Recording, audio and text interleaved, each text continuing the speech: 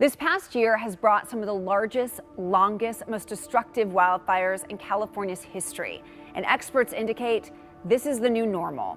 Newly released body camera footage and emergency calls from Santa Rosa illustrate just how destructive and truly terrifying these wildfires can be. We want to warn you, these raw moments of October 9th, 2017 may be difficult to watch.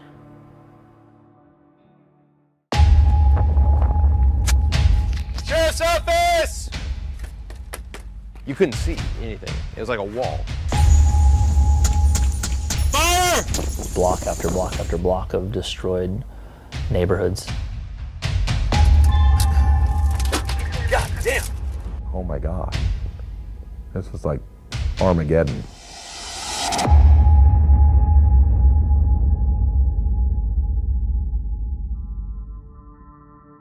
It was a normal Monday for me, which was be a Sunday.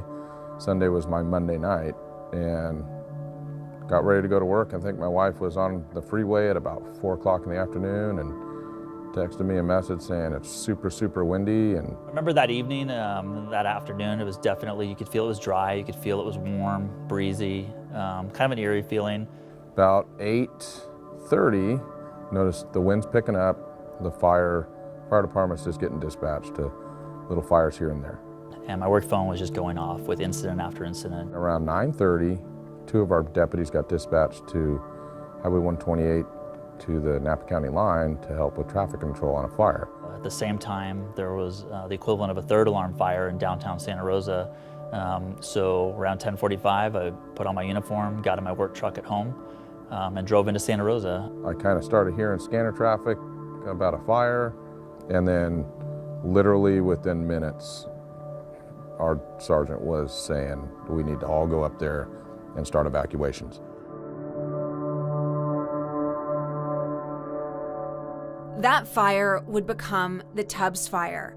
The next several hours would unfold as a chaotic race against time and nature. Sonoma County Sheriff's Office, mandatory evacuation order, leave your homes.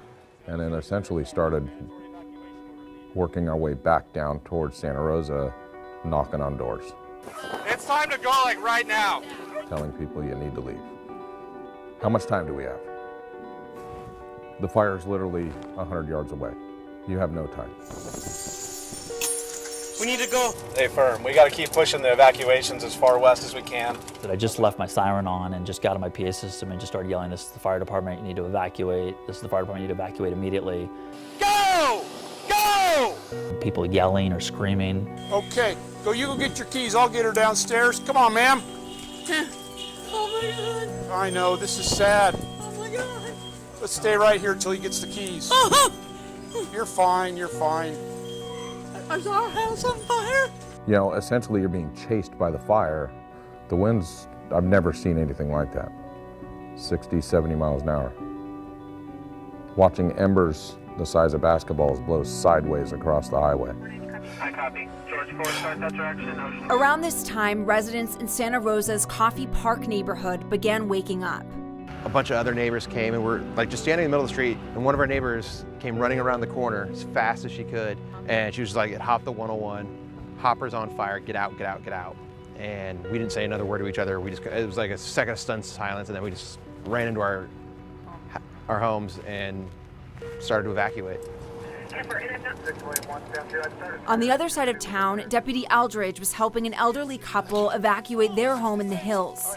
All right, let me get her feet, So I went to the house, elderly couple, helped them get their cats. We threw them in their car. Stand before we're doing a carry out. Ready? They started the drive back down. Mark West is nearly impassable at this point. And my sergeant, who had the body camera footage, told me that the road was impassable. Turned around with about, by this time I had probably 3 or 4 cars behind me, maybe 5. I told them to everybody turn around, and we went back to the Mark West Lodge, which is literally the only place. So what you're telling me is that in that moment while you were trying to evacuate people, you yourself got trapped? Yes. Told dispatch, I'm stuck. I got like 3 dozen people with us, and we just waited. Oh, don't hit me. God damn it.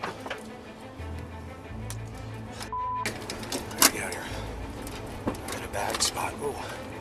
The fire now fully engulfing entire neighborhoods in Santa Rosa. It was like we flipped the switch and tried to evacuate upwards of 100,000 people in hours. Some of our neighbors were going door to door, banging on people's doors, waking them up. One of my neighbors evacuated in only his boxers. Neighbors became first responders. Santa Rosa city bus drivers also jumped into action, evacuating hundreds of people, including many elderly at senior living centers. As they drove through Coffee Park, those passengers seeing flames on either side. You know, I remember driving and visibility going to nothing. It looked like charcoal briquettes or like golf ball-sized embers would hit in the middle of the street and just start blowing down the middle of the street. I mean, were you ever in this situation where you thought you guys weren't going to get out? The fire came within about 100 yards of the lodge. That was probably the only time I go, I don't know, crap moment. Other than that, the fire pretty much burned around us.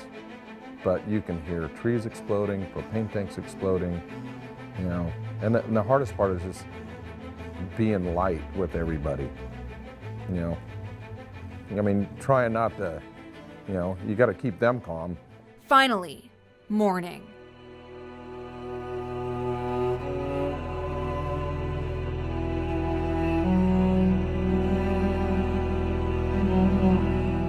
I drove through Coffee Park Monday morning, and it was like, holy crap. It's like a different word I had, but there was devastation. Then my wife tells me Kmart burned. Excuse me? How the hell did that store burn? We decided to come in the back way and made our way in, and that's when we just saw everything. And so we just stood in the top of our driveway and just looked at the nothingness that was there and cried. And When you left that night, did you have any sense that you would never be returning to your home? No, not at all. I put on my uniform and got in my work truck and didn't take anything else beyond that, thinking I'll be back by the next morning, if at the worst case scenario. Paul Lowenthal was one of 7 firefighters with the Santa Rosa Fire Department to lose his home that night. But that wasn't the focus for any of them.